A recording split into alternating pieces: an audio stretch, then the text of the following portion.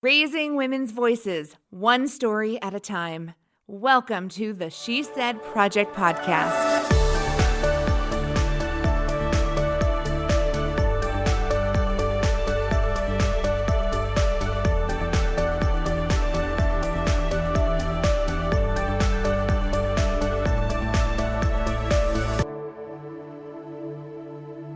Welcome, friends, to another episode of the She Said Project podcast. We're so grateful to have you joining us here. I'm Jeanette Jerzyk, your host today, and I've got some special ladies in the studio with me. With me always is Kerry Rosso, founder. That's right. She helped create this incredible movement that is now continuing on 6 years in Champaign-Urbana. We're going into year number 2 in Bloomington, Normal, Illinois. And I'm telling you, by the time this podcast airs, I'm confident we will be in, 10 more cities. But that's the goal. The goal is women have stories, Kerry. Everyone has a story. Coast to coast, there's not a woman you know that wouldn't benefit from having a safe base to be vulnerable and share a personal story. Today's episode is really special to me because part of how we started the show was women sitting around either making inappropriate "that's what she said" jokes or telling stories, telling the worst parts, like, you're not going to believe what a jerk I was today, I have to tell someone. All those stories that I sit around our kitchens telling with my girlfriends is sort of what I wanted this show to become. Mm-hmm. But then when we create the show, we're very purposeful in making a seat at the table for everyone. Yes. And our guest today is someone who literally sits in my kitchen all the time. And so it's very personal. And so I might just have to sit over here and be very quiet because I've never cried at a show. And this is the one that's going to do me in because it is personal. And it's somebody that I love and felt super protective of. I feel protective of everyone when they're up there, but especially this person because I'll just say her name. I keep saying this person. Jen Cochrane is in the house. Yeah, she's right here in the studio. Jen appeared in the second That's What She Said show back in 2014. Welcome, Jen. Hello. Thank you so much for being here today. No problem. All right, how did this happen? Let's just start there. How did you wind up saying yes? Lots of begging and threats maybe from Jill. I'm not sure how it happened. The first year, I said absolutely no way ever. No, not a public speaker. I have nothing to say. Nothing in my life ever. I never thought anybody needed to hear. I'm boring. Like there's nothing in my life that I thought anybody would want to hear. And so I said no. And then the next year, of course, Jill came at me hard. And I finally, I don't know. I finally got tired, I think. And I just said, all right. And I thought in my mind, I'm like, I'm going to say yes now and I'm going to back out. For sure, I'm going to back out. Well, and I always laugh because you agreed and then just tried to put it out of your mind and then. Yes, I did. And when I finally realized that I wasn't going to back out, I kept in the back of my mind, I can cancel this at any point in time. I can throw my body down the stairs. I can break a leg. She can't make me talk on stage with a broken leg, right? So I had things in the back of my mind. And then when I finally realized, no, I'm going to have to do this, I just kind of tried to put it in the back of my mind. And then you kept texting me, like, not just me, but the group. We need your bio. outlines. We need your bios. We need pictures. And I'm like, every time you text me, it's like I wanted to vomit all over again. So and then the night comes, or close to it, and there's practice. She's like, you have to get on stage and practice. No, you're gonna get me on stage once. Maybe, but I did it. I brought my kids with me. I don't know how I did the practice. The practice was worse for me than the actual night. I don't know why, but it was. Well, it was the first time. Yeah, maybe. Like, oh my gosh, this is really happening in 24 hours. But there's something incredible when there's an audience there that is reacting to what you're sharing. Yes. So that moment of your life that you thought wasn't interesting or wasn't valuable, suddenly you have validation. And not that you need validation, but Jen, of all the stories, to say you didn't think you had anything special to offer, the life lessons and the bravery and silliness and amazing moments, shall we say, that you exposed and shared in your story were so delightful and inspiring. Like, I'm sitting here in shock that you were this nervous about how it would be received. And obviously, when the audience was there and they laughed with you and cried with you. Right. I mean, what a beautiful emotional experience for everyone. Yeah. I debated on what to talk about. I think everybody thought I was going to talk about my horrible marriage and living with an alcoholic. And, that was just too deep for me. Yeah. So I thought, I can't get up there and talk about these things. First of all, I didn't want to put that out there with my ex-husband. you just don't want to get too personal.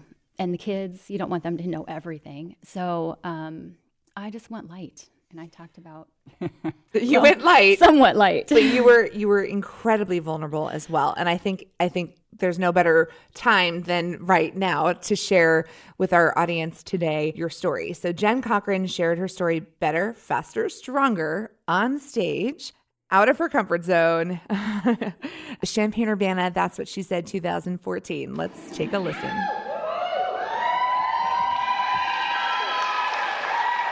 All right. There are a lot of people here. Okay. I am a hypocrite. I am a single parent to 3 kids, and I'm constantly telling them to try new things, color outside the lines. Don't worry about who's watching, just have fun and be yourself. Be comfortable with who you are, because that is who you're meant to be. Blah, blah, blah. The entire time I'm lecturing my kids about this, I'm hiding behind them everywhere we go. I struggle with social anxiety, and they are my buffers. They've been my buffers for 13 plus years, and I'm really not sure how I'll handle it once they've outgrown me. So I am here to practice what I preach and stop hiding while facing 2 of my biggest fears, which are public speaking and being in the spotlight.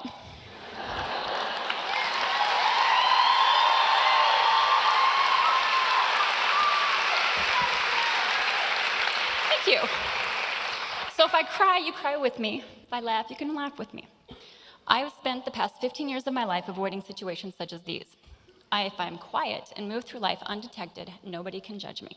Yet here I am, putting myself in front of a group of my peers, serving myself up on a platter, begging to be judged. How did I let this happen? That's another story. Yes.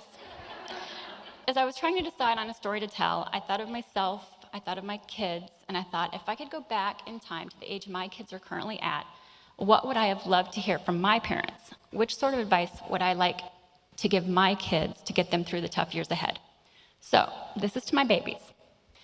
Here are my top 5 biggest screw-ups that I hope for them to avoid. First 2 are a couple hard, so I might cry. 1, never allow anyone to make you feel small. I've come a long way. I struggled with everyday things that you would laugh at, like going to the grocery store. There are many days where I would just sit in the car, trying to get the courage to go in. I was worried about running into people I knew, people who judge. I felt small and vulnerable all the time, never really comfortable with myself. This is what happens when you allow people to get into your head. Nearly every night for many years, I would hear, "You're stupid, you're weak, you're lazy, you're fat. This is something that I allowed to happen. This is my fault." I look at my girls, and I pray they're stronger than me, and never allow anyone to make them feel like they're not enough. 2, be yourself and don't compromise your beliefs just to fit in. Way too young. I'm not even going to tell you how young because it's really embarrassing. I was afraid to say no. I was afraid that he wouldn't like me anymore. I was afraid that people would make fun of me for being scared. Never be afraid to say no. Respect yourself and trust the people who truly love you will always be there for you no matter what. 3, laugh at yourself. Embrace your imperfections. Recently, I was in Victoria's Secret. Yes, why would I go to Victoria's Secret? Looking for a strapless bra. The store associate was guiding me through the store. She found a couple of different options. I tried them on. I'm like, don't love them. So she found another one. She can't find my size. So we're standing here, and she looks at the manager on the other side of the store, holds the bra up. What is the smallest size this comes in? As heads turn and focus on my breastless chest. 25 years ago, that situation would have completely humiliated me. Growing up, boys and girls made fun of my small boobs. I was embarrassed and always wore baggy clothes to try and hide. I want my girls to own all of their imperfections and never feel like they need to hide. 4, make good choices. Every day I tell my kids to make good choices. Understand the consequences of your choices. Some choices have long-term consequences that keep you wishing for a do-over. For example, when choosing someone to spend the rest of your life with, choose someone who is selfless and adores you, someone who will make a good father and spouse, someone you can laugh with and cry with and grow old with. Know that you can't change people. Don't even try. While poor choices like that will stick with you forever, some consequences are quick and nearly painless. Like when I was 16 years old, my parents moved me from a small town in Iowa to a small town in central Illinois. I wanted simply to go home for homecoming weekend. They said no, of course. So at 3 a.m., I borrowed the car keys, crawled out of my bedroom window, and drove 450 miles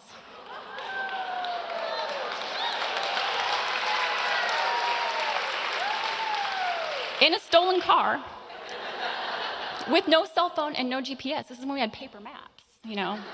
Good stuff. Good choice? Not so much. Consequences? Yes, there were consequences. But to me, it was totally worth it. My hope is that my girls make better choices than I did. Number 5, communicate. Ask questions. Talk to me. Please talk to me. My parents were non-communicators. We didn't talk about anything. I have adopted a rather unconventional parenting style. While some agree with me, most are appalled. I am brutally honest. When my kids ask me how babies are born, I tell them they come through your vagina. And yes, it hurts. It hurts badly. When they use words they don't know the meaning of, like douchebag, I not only define it, but I show them pictures.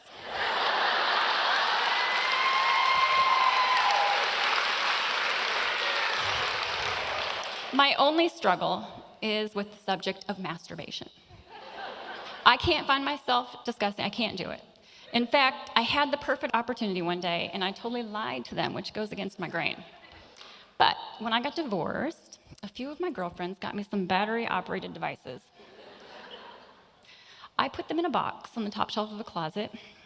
One day I get home from work, and my girls and 2 of their friends are lying down and giving each other back massages.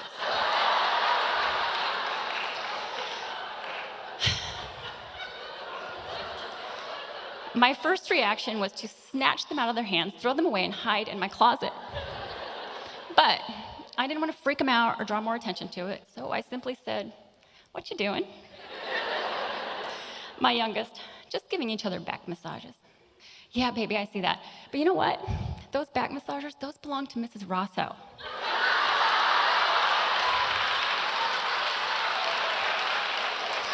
"And I really don't want anything to happen to them, so let's put them away, okay? And please, Lord, don't go home and tell your parents about this." So, my mother always said she hoped I was blessed with a daughter, much like myself someday. As my kids are crossing the threshold of puberty, I'm getting a little itchy. I have 2 girls, and both of them are a lot like me, but the youngest of the 2 is the one my mother has been praying for. This is for my girls, and a reminder to myself. Life is about living, not hiding. Put yourself in the spotlight on occasion. Love yourself, take chances, challenge yourself, be strong, be kind, be loyal. Work hard and play hard, have fun, focus on the people you love and love you back. Just be you, and you will be enough.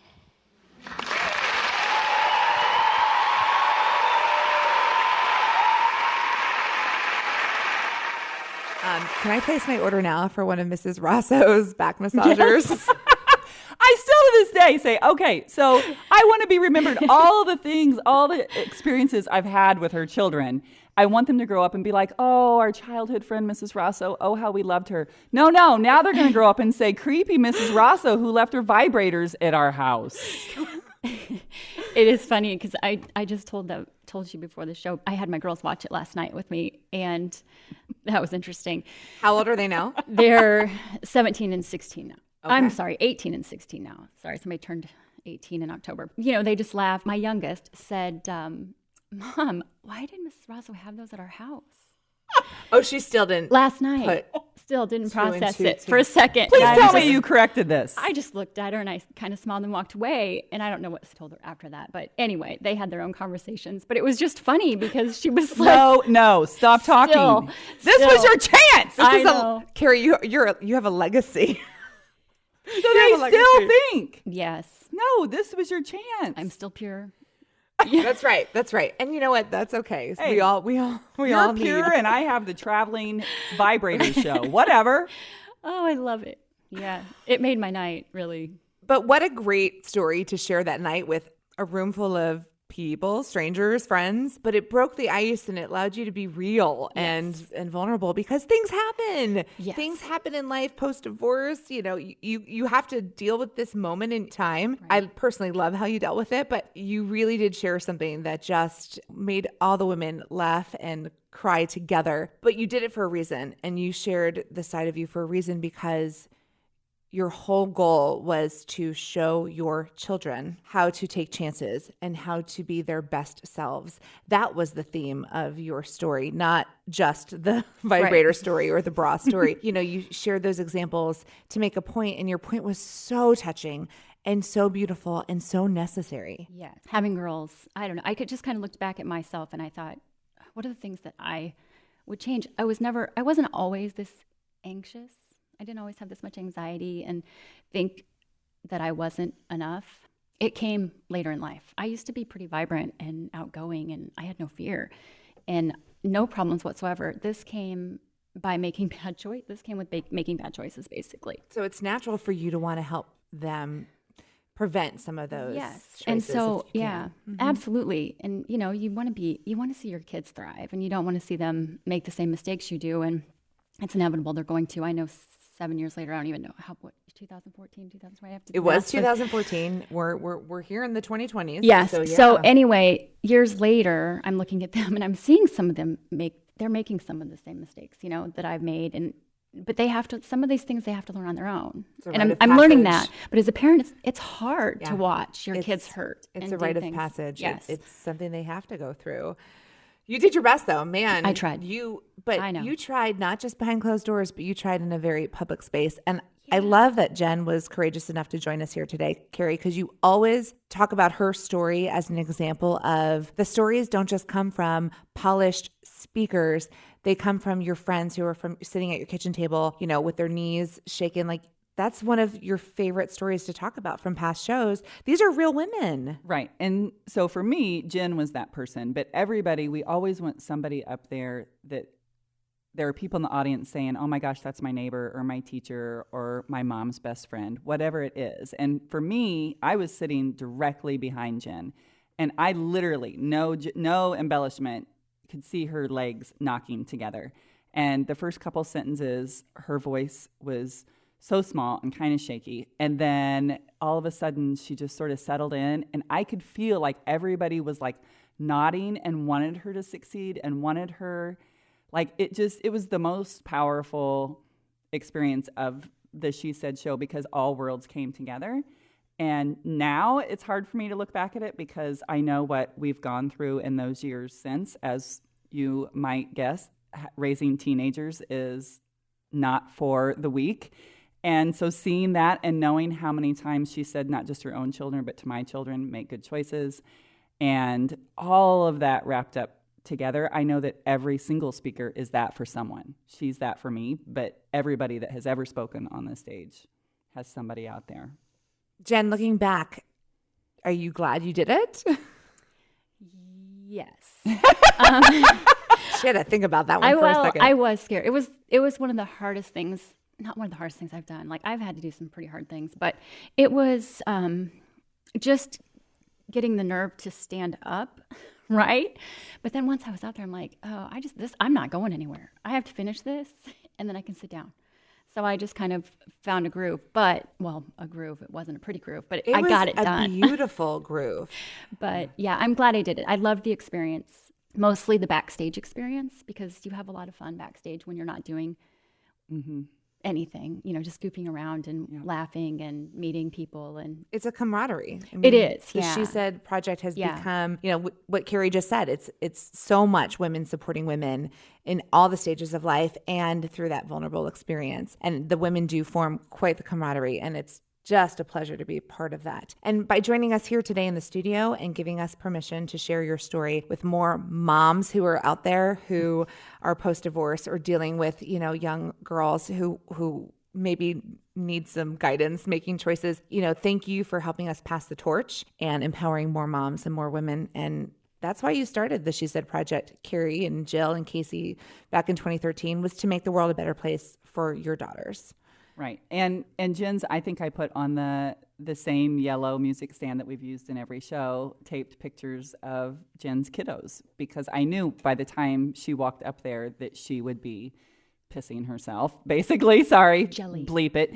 But she would. I thought she is going to be so nervous when she gets up there, but if she can see that picture of her kiddos, and that's sort of the image when I watch her piece or listen to her talk, I think of her kiddos and the gift that she gave them, that she continues to give them. But on that night, like literally it's all wrapped up in a package for them. And it's a gift to ladies, like a reminder. Hide your vibrators better. No kidding. I think this is like a PSA here. Really? Yeah. Women everywhere. Now you know. We just Knowing need to is half the battle. We need to disguise them better. On our next episode, we'll talk about Jen and Kerry's new business concept. Yeah. But that's all the time we have today. Thank you so much for joining us. It's about all the stories. And Jen, thank you so much for just being you. Oh, thank you for having me. I loved it. It's been great. You're amazing. Friends, we'll see you next week here on the She Said Project podcast. Thank you for listening to the She Said Project podcast in partnership with Illinois Public Media. All materials contained in the podcast are the exclusive property of the She Said Project and That's What She Said LLC. For more information on our live shows, go to shesaidproject.com. This podcast was made possible with support from Carl and Health Alliance and presented by Sterling Wealth Management, empowering women to live their best lives.